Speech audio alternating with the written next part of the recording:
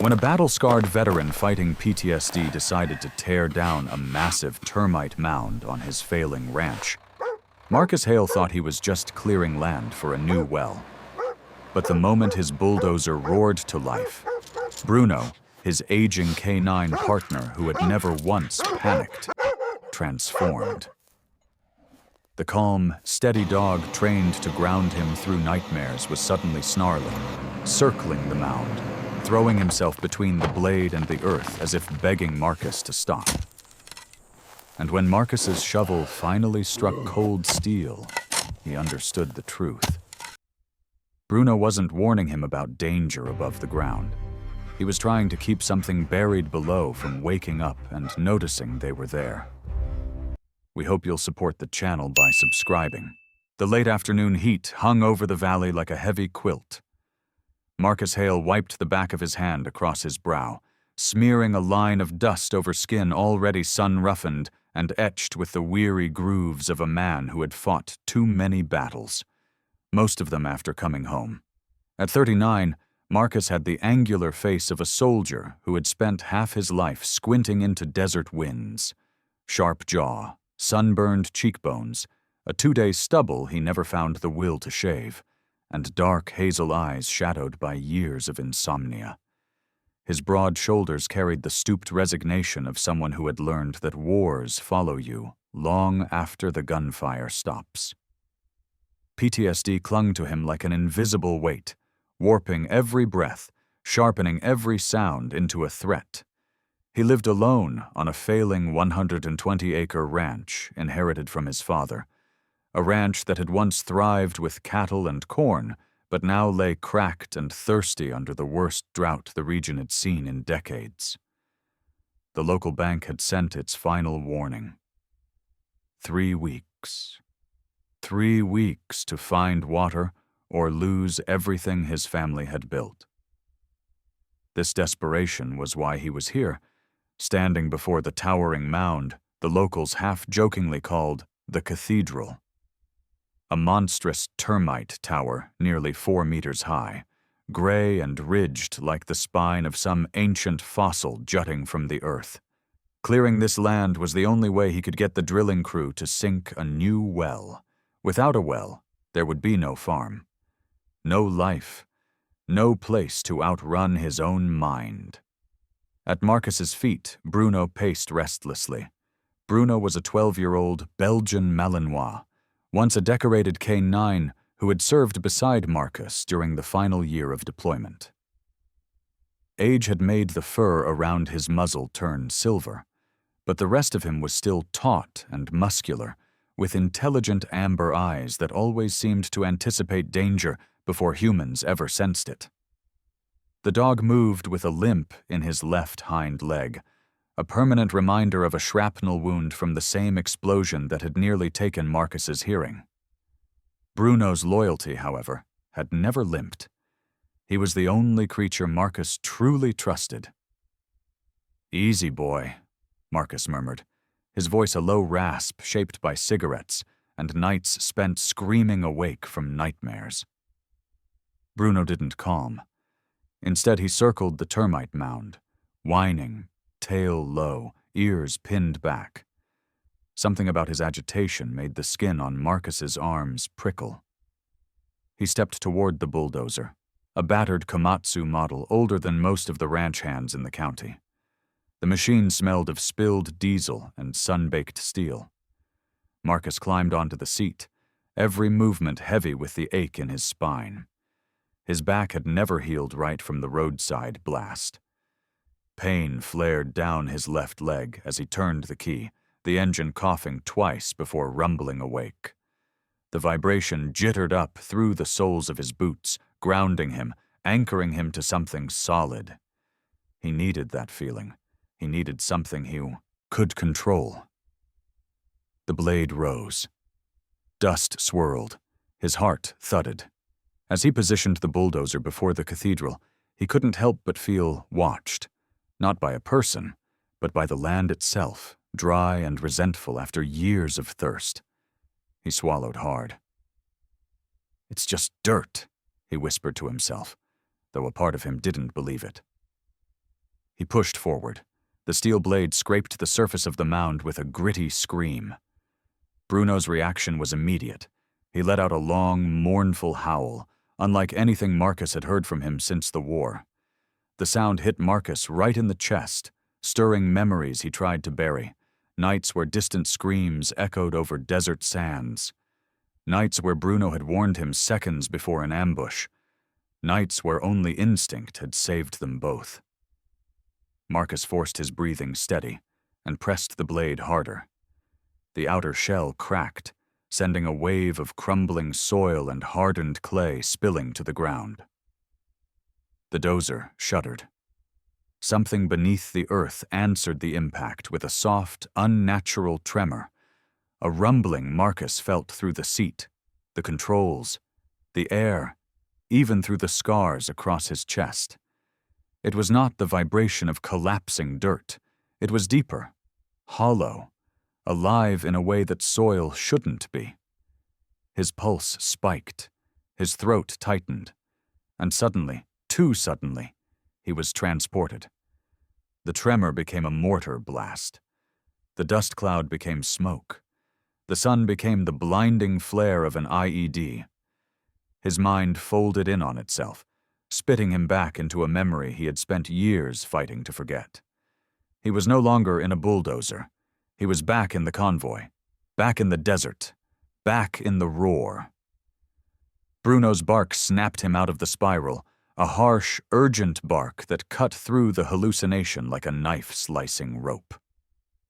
Marcus gasped, gripping the controls to keep from falling out of the seat. It took several seconds for the world to settle. When it did, the tremor still echoed faintly beneath the bulldozer's tracks, a distant metallic complaint, like something buried deep objecting to being disturbed. Bruno scratched frantically at the soil spilled from the cracked mound. Dirt flew, claws tore at clay. The dog's growls grew sharp, primal, edged with fear Marcus had never heard from him, not even under fire. "What is it, boy?" Marcus slid off the bulldozer, boots crunching over the fractured clay. The tremor whispered again underfoot.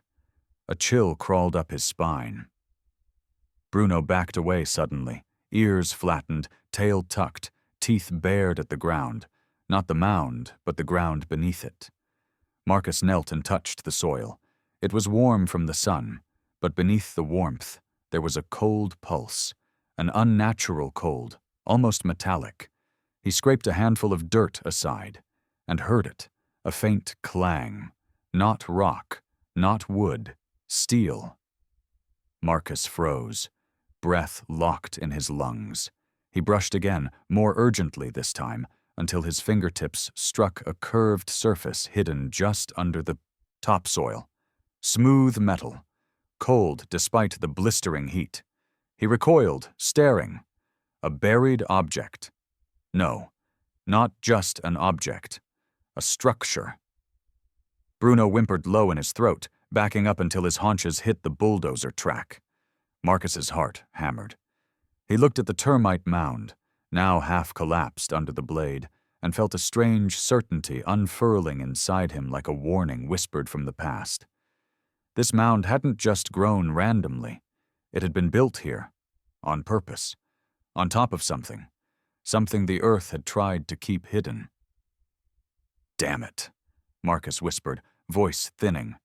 His hands shook with a mixture of adrenaline and dread. Somewhere deep inside his chest, the old soldier's instinct, the one that knew when danger lurked unseen, ignited with sharp clarity. Whatever lay beneath him wasn't natural, and it wasn't meant to be found. The tremor vibrated again, soft, metallic, unmistakably man-made. Marcus exhaled shakily. He did not yet know it, but he had just cracked open a secret buried for 60 long years. The fading sun painted long red bars across the cracked earth as Marcus knelt beside the exposed curve of metal. His breath was unsteady, not from exertion but from an unease curling deep inside his ribs. The smooth steel beneath the termite mound felt too deliberate, too cold, too foreign for land that should have held nothing except roots and clay. Bruno stayed a cautious distance behind Marcus, hackles raised, tail stiff, pupils wide with instinctive fear. The dog's senses were always sharper than Marcus's, and right now they radiated alarm. Marcus brushed more dirt aside until a circular outline emerged, wide as a truck tire and fitted with 2 rusted latches fused with time. His pulse thudded harder as faint letters came into view. They were worn, but not worn enough to hide the truth. Commonwealth Property. Project Echo 7, 1961. The numbers felt heavier than the steel itself. Echo 7. He repeated the name silently, waiting for a memory to rise. But none did. Whatever this was, it hadn't been part of public history, not even whispered veteran stories. And Marcus knew the kinds of things governments buried deep, far deeper than any trench he had once fought in. He reached for the latches. Rust flaked beneath his fingers. He hesitated only a second. The bank, the drought, the farm he was losing inch by inch. There was no room left for fear. He forced the first latch open with a sharp, metallic snap. A puff of stale air hissed from the seam, cold air, impossibly cold for something buried beneath the sun-baked valley floor. The second latch resisted, but he wedged a flat stone under his palm for leverage and pushed.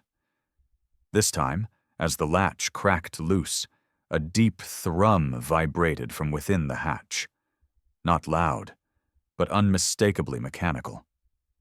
The vibration prickled along his forearms and surged into his jaw, buzzing against old scar tissue like a ghost tapping its knuckles along his bones.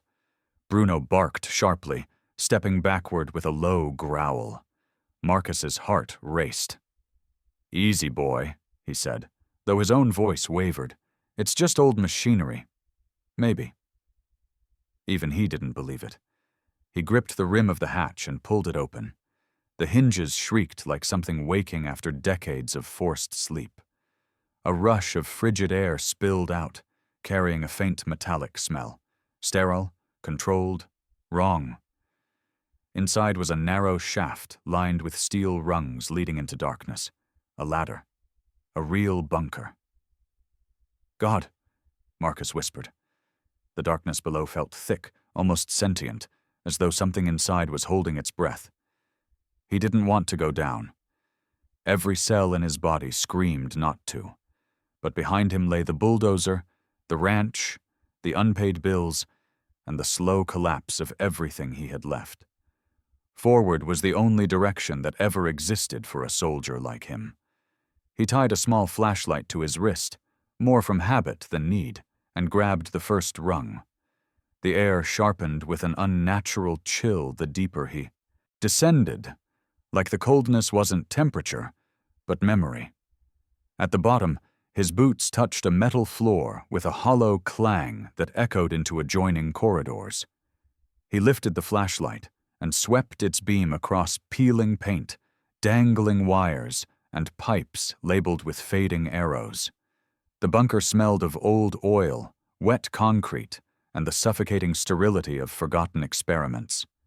A small emblem on the wall depicted a triangular symbol with 3 descending waves, Echo 7's logo, perhaps, its paint cracked like a wound reopening. Marcus exhaled, the air fogging slightly in the cold. What the hell were they doing down here?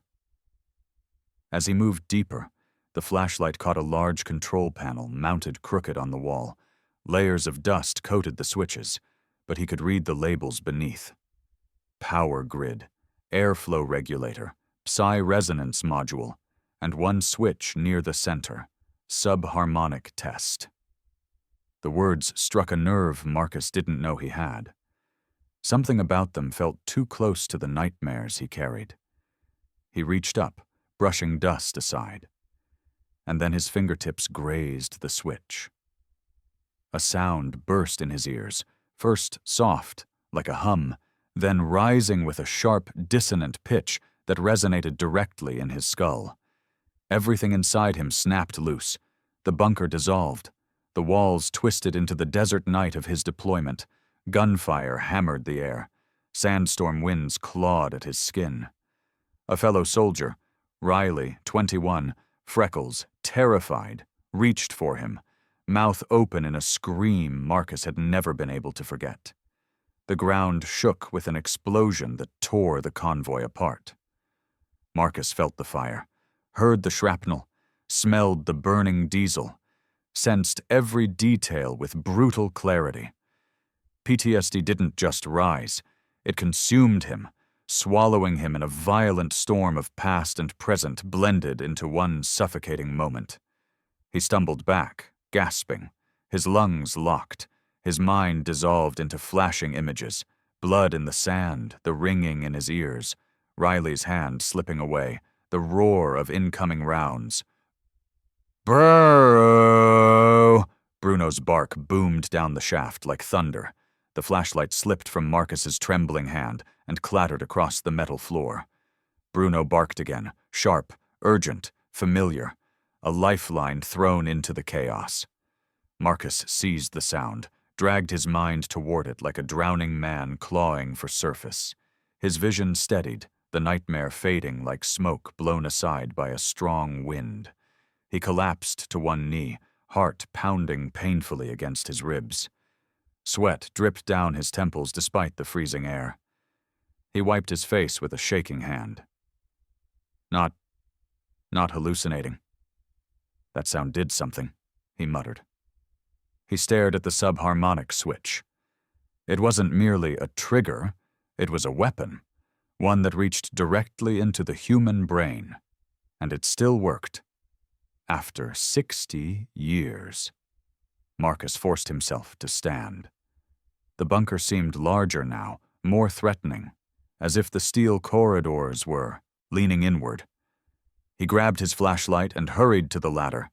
His boots slipped once on a rung slick with condensation, but he climbed fast, driven by the primal urgency that told him staying down there alone would unravel him completely. When he reached the surface, the night air hit him like a slap. Warm, real, alive. He gulped it down greedily. Bruno bounded toward him, pressing his body against Marcus's leg, whining. Marcus knelt, burying his fingers in the dog's coarse fur. "Good boy.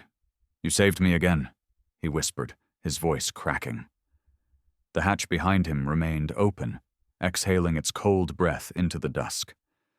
He looked back at it with a mix of fear and grim recognition. Whatever Echo 7 had been, it hadn't died. It had only waited. Something in that bunker was still awake, still dangerous. And now it had touched him. As he closed the hatch, his hands trembling, a dull metallic hum vibrated one last time beneath the soil, then faded. Marcus stared at the sealed steel plate, understanding only one thing with absolute clarity. The Echo 7 system was still functioning, and it had chosen him as its first contact in 60 years. Night settled over the ranch in a slow, suffocating descent. As Marcus stood before the sealed Echo 7 hatch, his pulse still erratic from the subharmonic nightmare that had torn through him. Bruno pressed close to his leg, every muscle in the old Malinois tense and alert, watching the darkness as if it hid teeth. The world felt thinner now, fragile, stretched, like the veil between past and present had been peeled back by a hand Marcus couldn't see. He swallowed hard, wiped sweat from his brow, and forced himself back toward the bulldozer. His flashlight beam, jittering from the tremor in his hand, caught something he had missed earlier, a corner of metal protruding from the dirt beside the hatch. Not part of the structure. Something separate. A small, rust-marked storage lid, half swallowed by soil. Curiosity battled dread inside his chest. Curiosity won. Kneeling, he dug through the dirt until his fingers hit the edge of a thin steel case, no larger than a lunchbox. Its hinges were stiff, resisting like an unwilling witness. When it finally snapped open, The interior glinted faintly in the flashlight beam. 3 reel-to-reel tapes, a thick, leather-bound notebook warped by age, and a folded blueprint sealed with red wax. Marcus lifted the notebook first. The leather felt strangely soft, despite its years underground. A name had been carved into the cover, not printed, carved with something sharp and deliberate. A. Hale. His breath hitched. "Dad?" He whispered it like a word learned long ago and suddenly remembered again. Albert Hale had been a quiet man, lean, long-fingered, with eyes always half a world away. Marcus remembered the calloused hands, the smell of graphite and machinery, the way his father used to mend radios with an almost reverent patience. But he also remembered the lies told kindly, lies told to protect, lies that now swelled into the cold knowledge that his father's death, an alleged mining accident, had never felt right even when Marcus was a boy. With a stiff inhale, Marcus grabbed the blueprint next. The paper crinkled as he unrolled it, revealing diagrams of a machine he didn't understand. Curved plates, layered resonance coils, frequency converters. At the bottom corner, in blocky engineer's handwriting, Echo 7 Deep Mind Resonance Apparatus. Revision C. He exhaled shakily, the world tilting beneath him. His father had signed the blueprint. Albert Hale had helped build whatever monster slept beneath the earth. The tapes remained. Marcus lifted one, noting the label written in fading pencil. Testimony. A.H. His fingers trembled so violently that the reel almost slipped. He scanned the ground for a device, anything that could play it, but of course, nothing. But there had been a dusty workbench deeper in the bunker, a broken recorder beside it. Maybe broken didn't mean dead. The thought of going back into the bunker tightened like a fist around his ribs, squeezing breath and reason, but the need to know burned hotter than fear.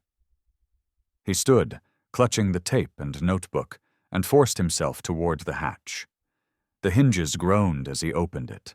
The cold breath of the bunker rose to meet him like a sigh from a buried grave. Bruno whined, low and pleading. "Stay here," Marcus said gently, though his voice cracked. "If something happens, you stay outside." The dog didn't obey. He pressed his head to Marcus's thigh, refusing to move. Marcus sighed. "Fine, but stay close."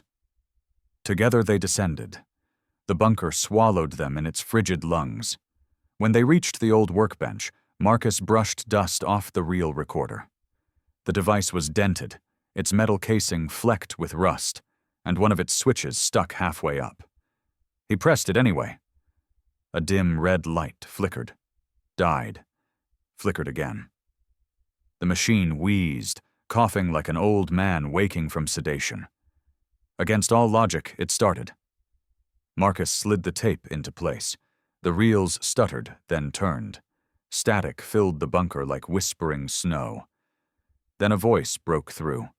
A low, steady baritone Marcus hadn't heard in 27 years but recognized instantly. "My name is Albert Hale." Marcus's legs nearly gave way. He leaned against the table, throat tight.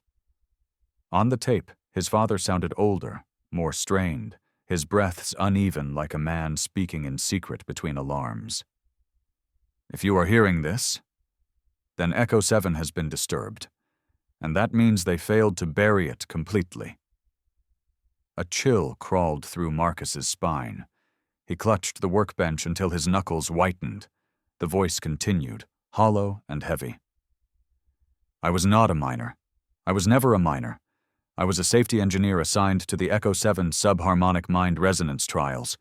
They told us it was research, a way to strengthen soldiers against psychological warfare. But it was the opposite." The tape crackled. Bruno lowered himself onto his haunches, ears pinned, sensing Marcus's unraveling heartbeat. Albert's voice grew quieter.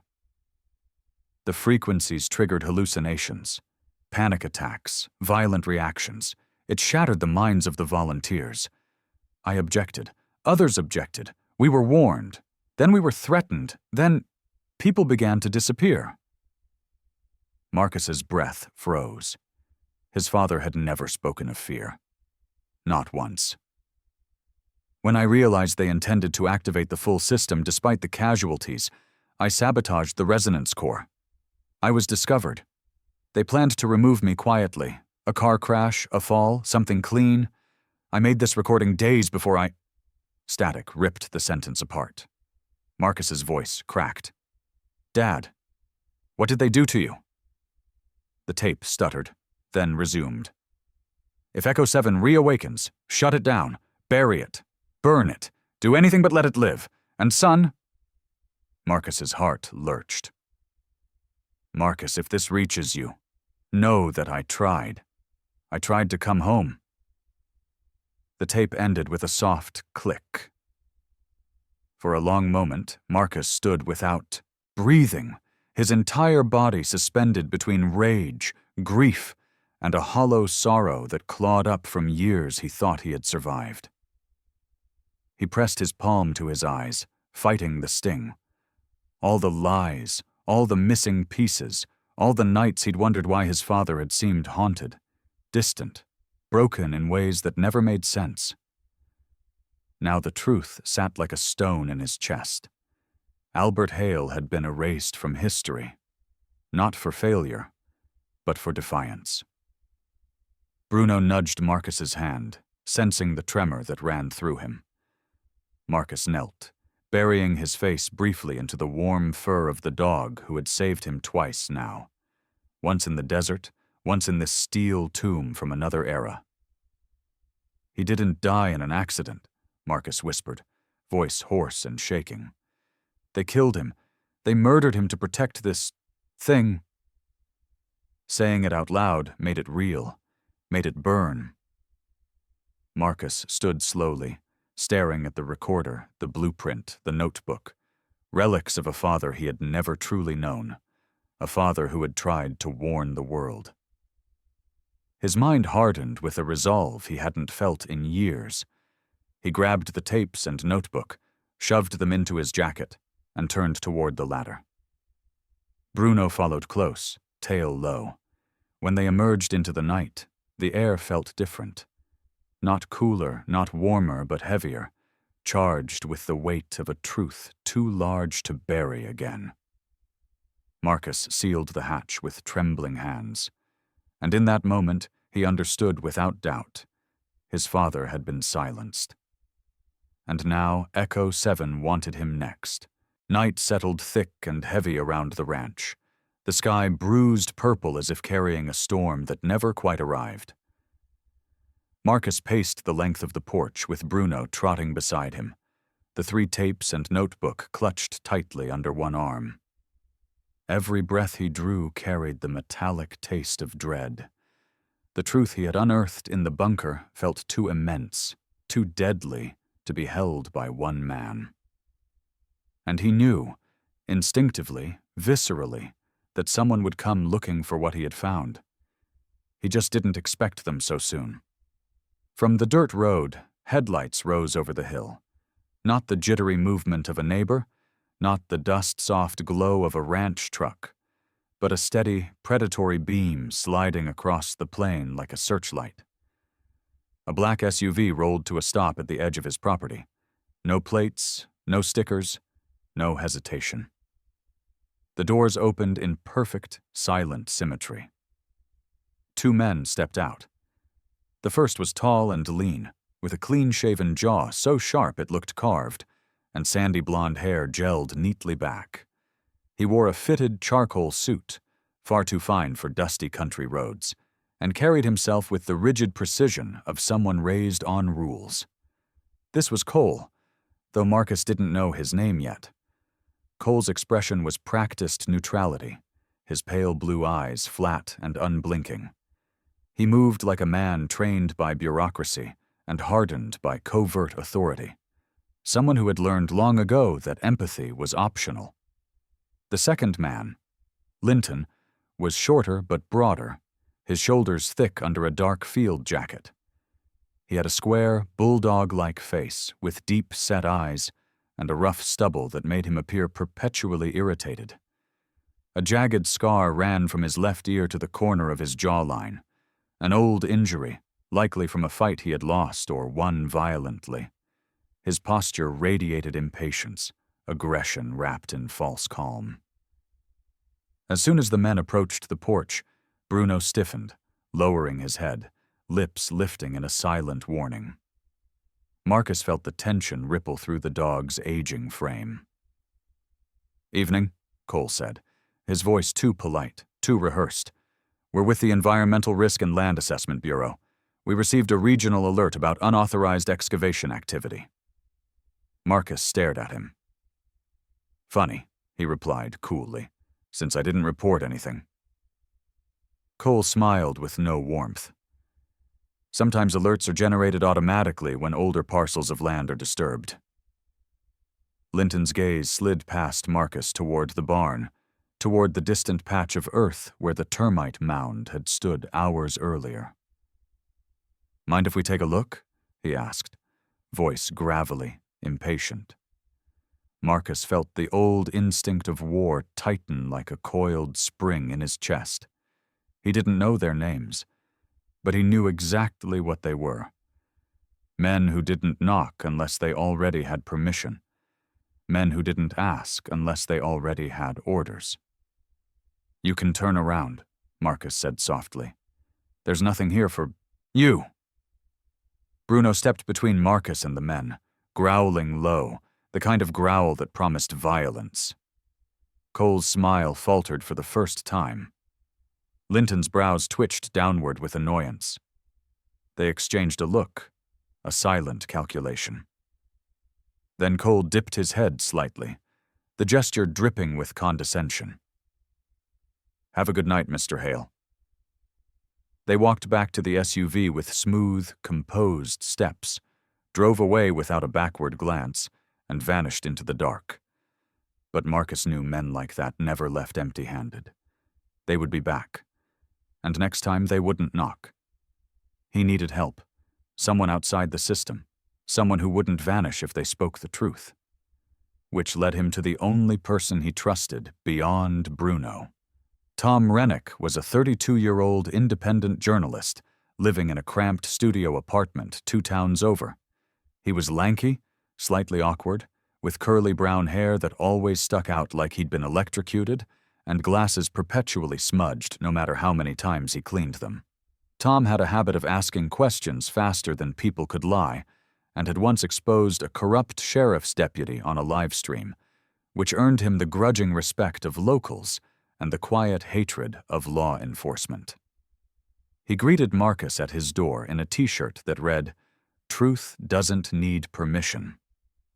His brown eyes widened when he saw Marcus's battered expression and the metal case in his hand. "Jesus, Marcus, what happened?" "Not here," Marcus muttered. "Inside." Tom shut the blinds the moment the door closed. Marcus placed the notebook and tapes on the table. Tom's eyes widened again. "These are old." "They're dangerous," Marcus corrected. He explained everything.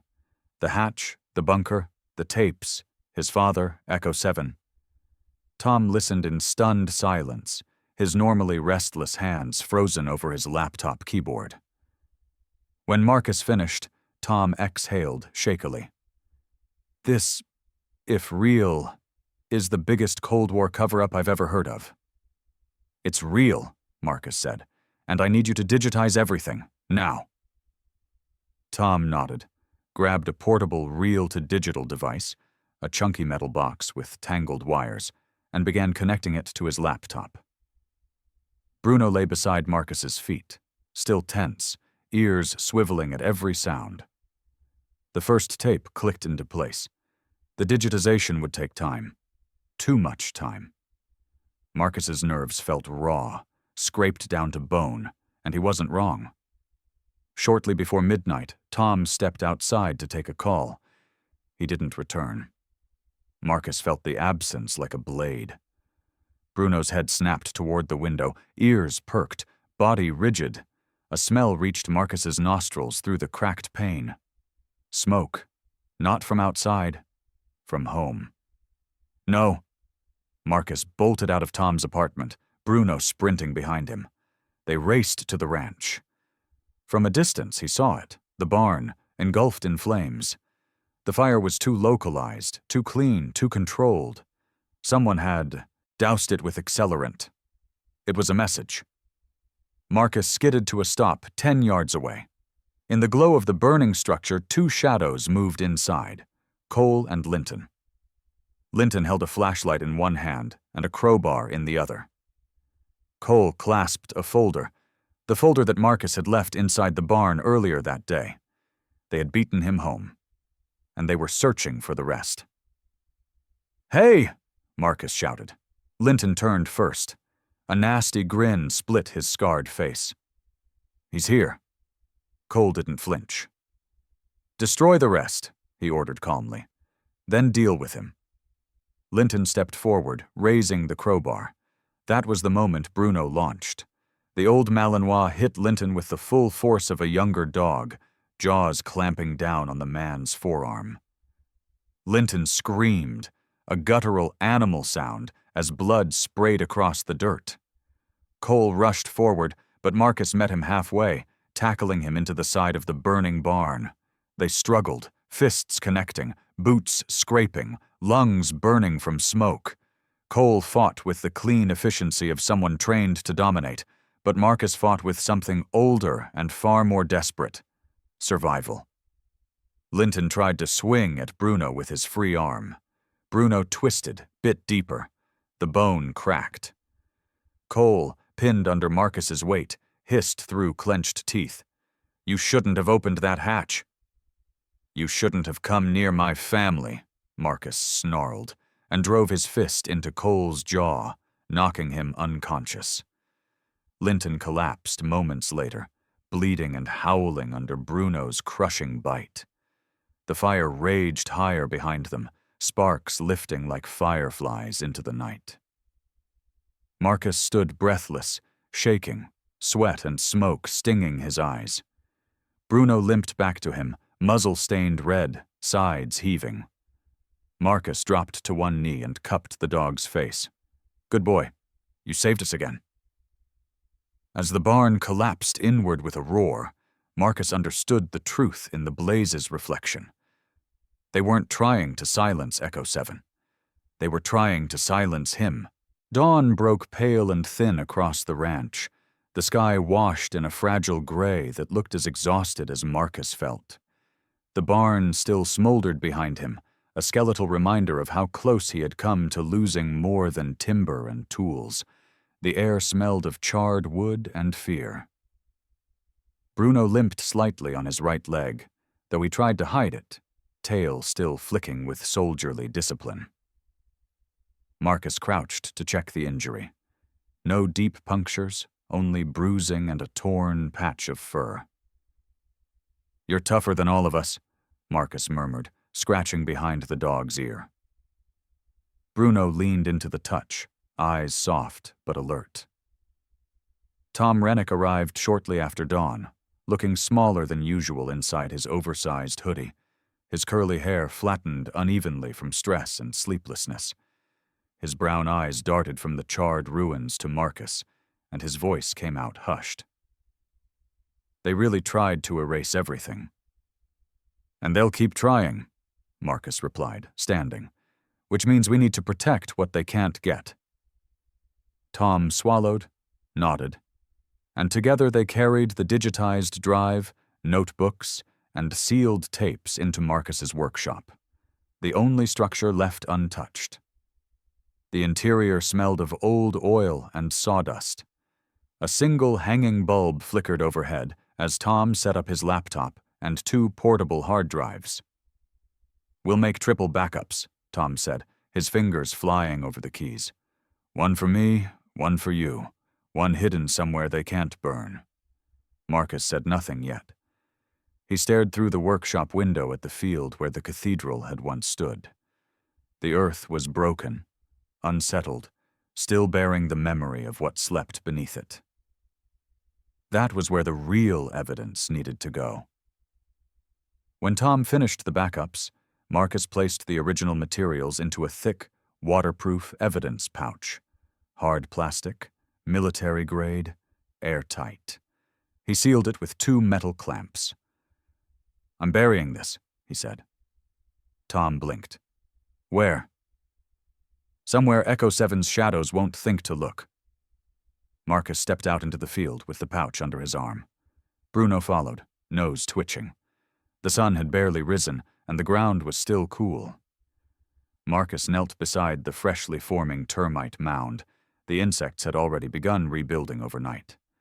Not as tall as the cathedral, but growing. Patient. Determined. Like a fortress built grain by grain. He dug a hollow beneath the base, deep enough to ensure the mound would expand naturally over it, disguising the spot with the precision of time itself. He slid the pouch inside and covered it with red clay. When he stood, sweat ran down his temple. The new mound looked untouched. The truth was buried, in the safest vault nature ever built. He walked back toward Tom, who watched with a mixture of awe and fear. "What if they find it?" Tom asked. "They won't," Marcus answered. "Termites guard their secrets." Tom didn't understand, but he nodded anyway. Hours passed in tense silence as they cleaned up, checked the drives again, planned their next moves. But by late afternoon, a new fear arrived. Mabel Henderson, Marcus's elderly neighbor, hadn't answered her phone all day.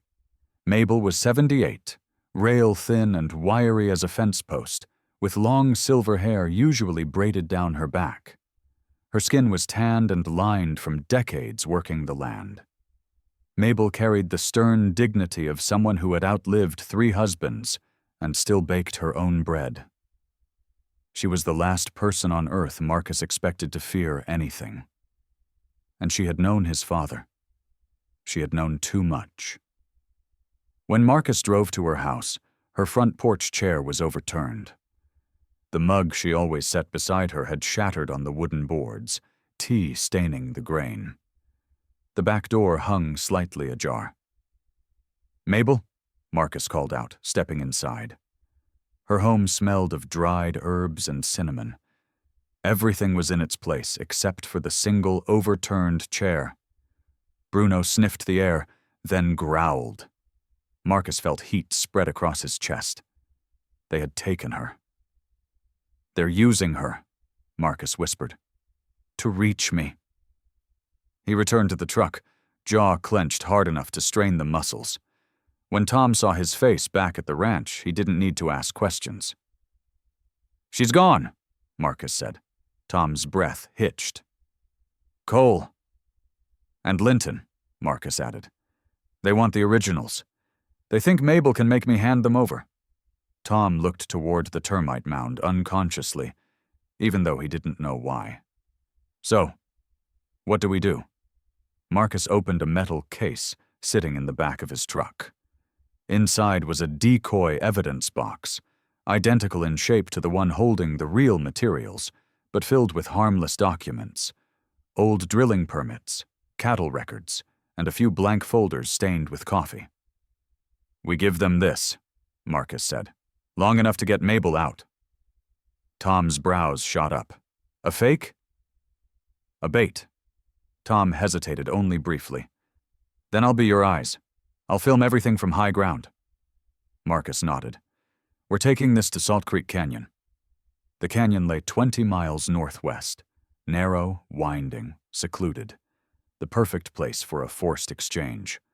Or an ambush. By sunset, they were on the road. Marcus drove an old black pickup, whose suspension groaned under every bump. The sky darkened to burnt orange, then bruised violet. Wind carried dust through the open windows. Tom followed in his own tiny hatchback until they reached the outskirts of the canyon. He parked behind a broken fence and grabbed his gear, a compact 4K camera, a telephoto lens, and a small tripod. Tom wasn't strong physically. Thin, long-armed, more scholar than fighter, but his resolve was rigid, sharpened by an instinct for truth. "I'll climb the ridge," he said. "I'll record everything. If they betray you, I'll have proof." Marcus clapped his shoulder. "Don't get close. They're not amateurs." Tom nodded, swallowed, and started up the rocky incline with cautious steps, his breath ragged from nerves, his curly hair whipping in the wind. Marcus remained by the truck, stroking Bruno's head. "Stay low. Watch the sides. If something moves before I do, you warn me." Bruno's tail flicked once. Affirmation. Marcus gripped the decoy case, exhaled slowly, and stepped into the canyon, shadows swallowing him whole. He knew he was walking into a trap. He knew Cole and Linton had every intention of killing him once they had what they wanted. But Mabel Henderson, stubborn, steel-spined, fiercely loyal Mabel, had once held Marcus as a boy when he cried at his father's funeral. He would not abandon her, no matter the cost. Night tightened around Salt Creek Canyon like a noose of stone and shadow. The canyon walls rose crooked and steep on both sides of the narrow path, their jagged silhouettes slicing into the moonlight. Marcus moved carefully, each footstep soft and deliberate, the decoy evidence case clutched at his side. Every nerve in his body thrummed with the old battlefield awareness, sensing angles, calculating distance, marking the faint echoes of movement in the wind. Somewhere above, Tom's camera lens glinted, almost invisible among the rocks. Bruno stayed behind Marcus, low to the ground, eyes flicking from shadow to shadow. The old Malinois moved with a quiet lethality that betrayed decades of training. Weight on the paws, shoulder muscles coiled, ears forward. As they rounded a bend, headlights erupted ahead, sharp, white, blinding. A black SUV idled in the center of the canyon floor. Its engine purred like a beast preparing to strike. Two figures stood waiting. Cole, immaculate as always despite the rugged terrain, had changed into a tactical field jacket over a black shirt. His blonde hair was still perfectly neat, his eyes reflecting the cold precision of a man who believed he owned the world. Beside him was Linton, his arm wrapped in a crude tourniquet, face pale with pain and fury. A bandage covered the mangled flesh Bruno had torn open, but blood still seeped through the gauze. His breathing was ragged, his posture lopsided, yet his eyes burned with violent intent. A third person stood slightly behind them, an older woman, small and trembling under the harsh light. Mabel Henderson. Her silver braid was frayed, her cheek bruised a deep purple, her shawl torn at the edge. Yet even now she held her chin high, refusing to cower before the men who had dragged her here. "Let her go," Marcus said, his voice low, controlled. Cole stepped forward, the canyon walls amplifying his voice into a cold echo. "The case, Mr. Hale." "Mabel first," Marcus countered. Linton barked a laugh, raw, humorless. "You're not negotiating. You're surviving. For now." Cole lifted a hand, silencing his partner. "Bring the case forward, and she walks." Marcus felt the lies before they left Cole's mouth. He loosened his stance, preparing. He slid the decoy case onto a flat rock between them. Cole stepped forward, boots crunching over gravel, and knelt to open it. Marcus's pulse hammered. This was the moment. Cole flipped the latch. The lid lifted. His expression froze. Inside the case were cattle tag papers, blank office files, and rusted metal scraps. Not a single tape, not a single blueprint, nothing Echo 7. Cole's jaw tightened, the first crack in his collected facade. His voice dropped, icy and lethal. "You think we're fools?" Marcus stepped back, inhaled sharply, and whistled. A single, shrill, rising note. Command Level 3, a signal only Bruno knew. The old dog exploded into motion. Bruno sprinted towards the SUV, leapt onto the hood with surprising force for his age, then crashed through the passenger side window in a burst of glass. Linton screamed, jerking back as Bruno erupted from the shattered frame and lunged at him a second time. The dog's jaws clamped down on Linton's shoulder with devastating precision. The man fell backward, screaming, the canyon echoing with his agony. Cole spun, reaching into his jacket for a concealed weapon. But Marcus was already moving. He closed the distance in 3 strides, ducking low under Cole's arm, and drove a punch square into Cole's solar plexus. The strike landed with brutal accuracy. Cole sucked air through clenched teeth, stunned. Marcus followed with another punch to Cole's jaw, the blow snapping his head sideways. Cole collapsed onto one knee, gasping. Above them, Tom Rennick captured everything. On the ridge, Tom balanced his camera on its tripod, his breath shaking, hands trembling, but steady enough. The telephoto lens framed the whole scene. The dog's assault, Cole's attempt to draw a weapon, Marcus's takedown, Mabel's bound state. Every detail recorded in crisp clarity.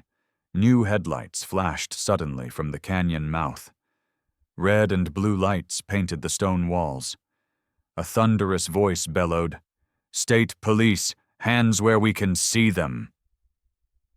The officers moved like a wave, 4 of them, heavily built, wearing tactical vests.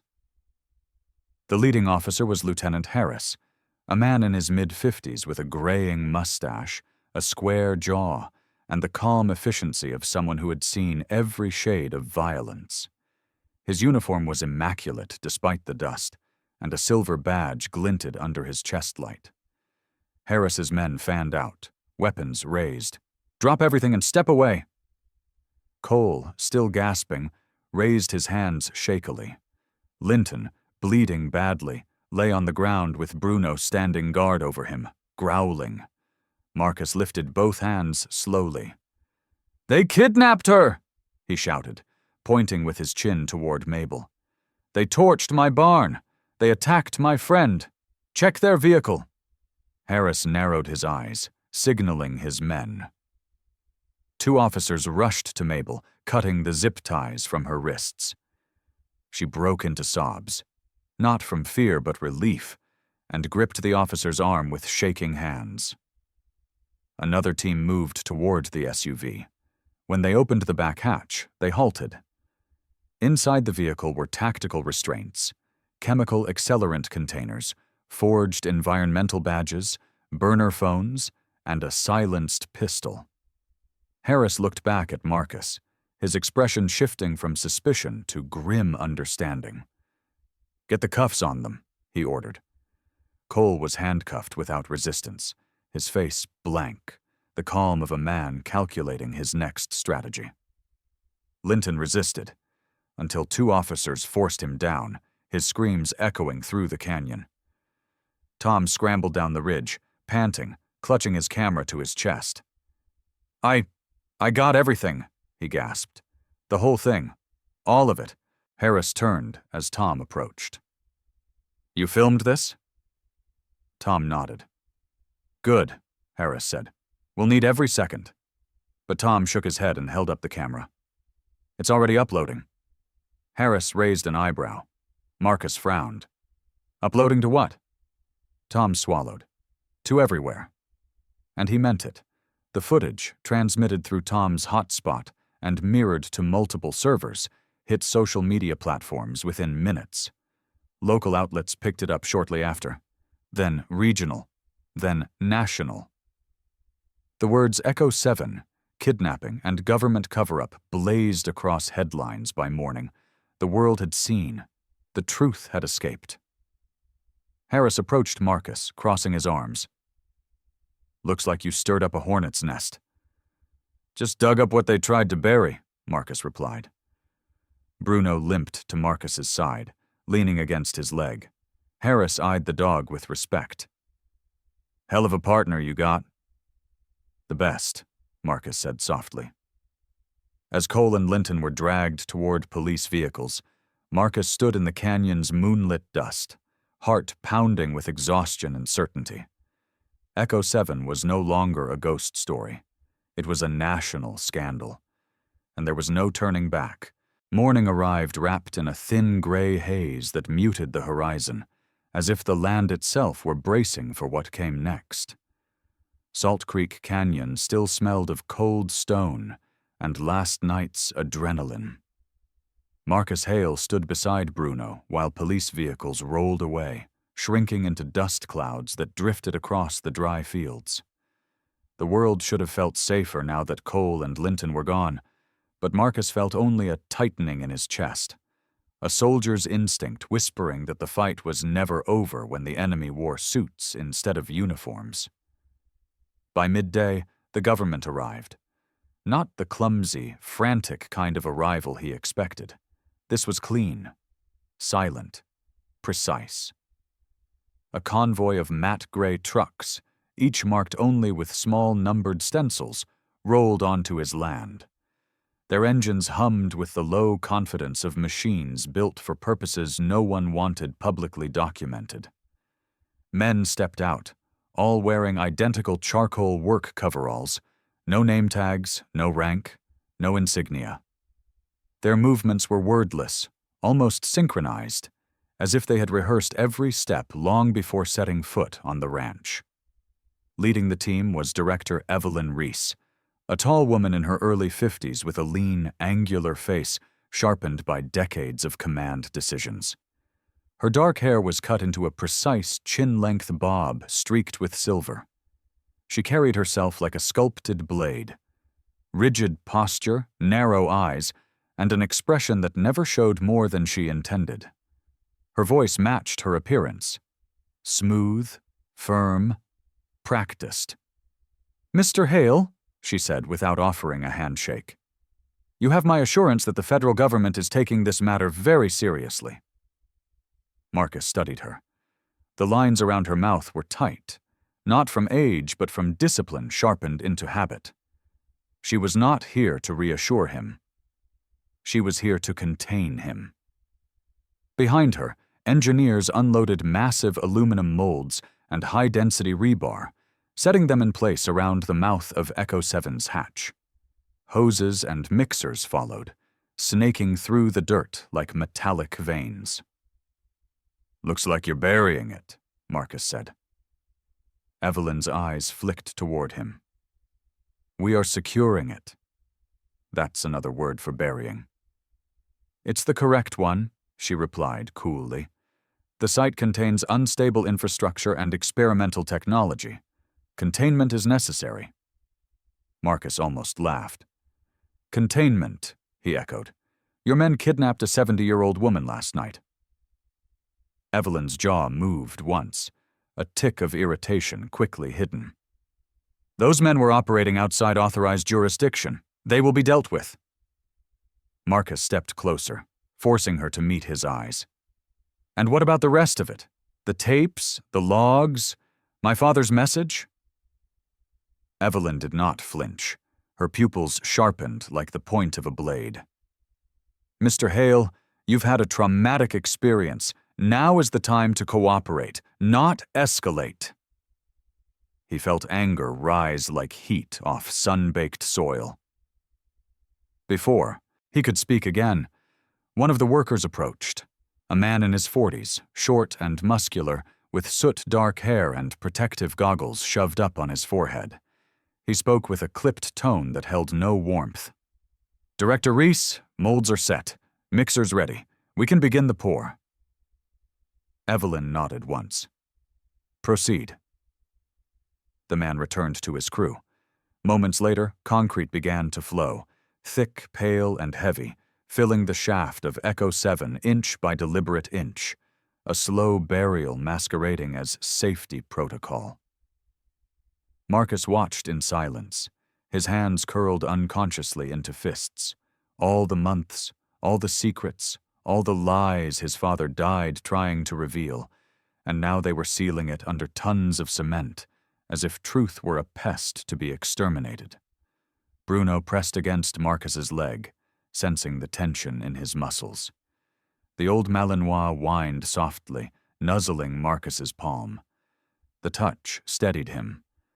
Mabel arrived late in the afternoon, leaning on a cane she didn't need but used anyway because pride rarely healed as fast as bruises. Her small frame was wrapped in a faded blue shawl, and though her cheek was still swollen, her eyes glowed with stubborn fire. Tom drove her in his dented pickup, his blonde hair a wind-blown mess, dark-rimmed glasses slightly askew, his shirt stained with Red Canyon dust. He looked tired but triumphant, the kind of man who'd fought a war with a camera and survived. When Tom stepped out, he glanced toward the government convoy and let out a low whistle. "They're not wasting time." "No," Marcus said. "Bureaucracy never does when it's scared." Mabel approached the site, pausing beside Marcus. "Your father tried to warn them," she murmured. "Warned them what that machine did to men. Warned them what it did to itself."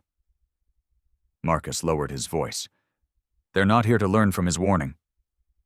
Mabel nodded. "No. They're here to bury the sin." The workers continued pouring concrete deep into the hatch, layer after layer, until the metal throat of Echo 7 disappeared beneath a growing slab of gray. By sunset, the crater was filled and covered with smooth, fresh cement, now shaped into a flat monolith that gleamed under the orange light. A marker stake was placed beside it with a sterile plastic tag that read, "Federal Hazard Investigation Site. 47C. Unauthorized entry prohibited."